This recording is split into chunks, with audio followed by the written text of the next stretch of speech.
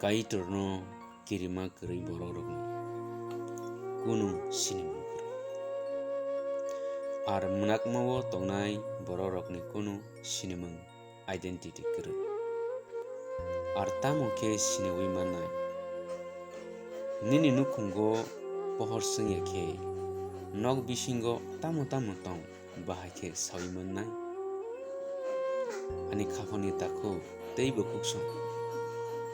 Norok kisa kuthuk ke wansugui naidi. Ang sabo ang borok kaham de hamia. Te ani sinimung tamo. Te ani culture hukumu tamo. Ang ba menak ni borok de. Eba ke pohor ni borok de. Ang ba osengso ni borok de. Eba ke chukun hani borok de. Ang ani sak-sakno tamo hunoi sinimung renai. Sak-sakno kisa kuthuk ke wansugui naidi. Takhuk dei bukuksong. Ani takhuk dei bukuksong o kokno norok srai entai. Kaitorno kirima kirei menak mawo tongnai borok ni kunu sinimung identity kirei. Ar norokno tamo hunoi sininai. Borok kaham hunoi de sininai. Eba ke borok hamia. Tamo ke siniwi manai. Kaham de hunoi naikebo hamia. Ar borok kaham. Borok hamia de hunoi naikebo kaham. Tamo ke siniwi manai. Aro kunu sinimung kirei. Takhuk dei bukuksong. Sinimung kirei bororokni ungklogo sabotong.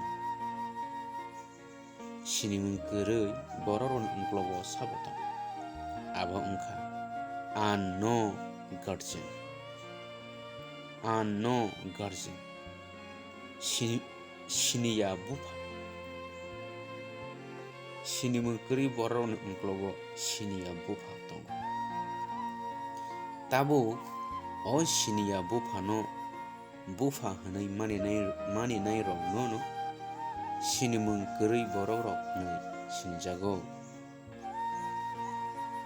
Tabo sinimung kirei borok no sinimung kirei borok no Jisu tamo hunai saka khanadi.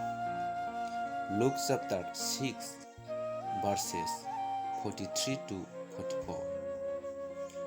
Bufang kaham bathai hamya thaiwi manya. Pia bufang hamya bo bathai kaham thai mania. Tamni hanba bathai baino joto bufang sini jago. Busu lungo khachang thaya tei raisau lungo bo anggur thaya. Thaicho bufang go anggur thaike bahai englaino takhuk dei buku. Kisa wansugui naidi. Thaicho bufang go anggur thaike bahai englaino. Abo belai wan ma singsani ko. Sinimung kirei bathai. Sinimung kirei bufang abo belai kedima singsase. Abo ni bagino takho tei bukuksong phaide. Jisu hainai saka. Norok joto poja hilik tei leinjak bebak borok rok ani thani phai. Tamni hingke ang borok kubu kesang kubu konine hakinarok leinai manwan. Praise the Lord. Praise the Lord. Hallelujah. Identity ganang bufa, sinimung ganang bufa, ekmator saba, subrai Yesus Kristus Mesi, bini thani sepaide, bini thani se kaksangna khatong thongna, arjeng tam hunai sinjana, norok no borok kaham hunai naikibo hamia hunai naikibo kaham, nono kaham hunai de sininai, hamia hunai de sininai. Ar nang ba tamo hunai sinjana thangika. Chini thaniwo kaham butongo, hamia butong. Abo haike engei mania. Kaham ke kaham nglanyane nango, hamia ke hamia mani nango. Auna tei chini subrai Yesus Kristo srai saka. Luke chapter 6 verses 43 to 44. Bufang kaha bothai hamia thaya ar bufang hamia bo bothai kang thai. Te oko busaka khanadi busulungo khijang thaya tei raisolungo bo angor thaya amo kok bilaini srai srai tar mane tamo busulungo angor thake bahai laino ebaga thaichu bufango angor thake bahai laino abo bilaino kirma singsa bilaino wanma singsa ke jung borok munisho chini thanibo kaham boto hamia boto abo bahai ke ngui mana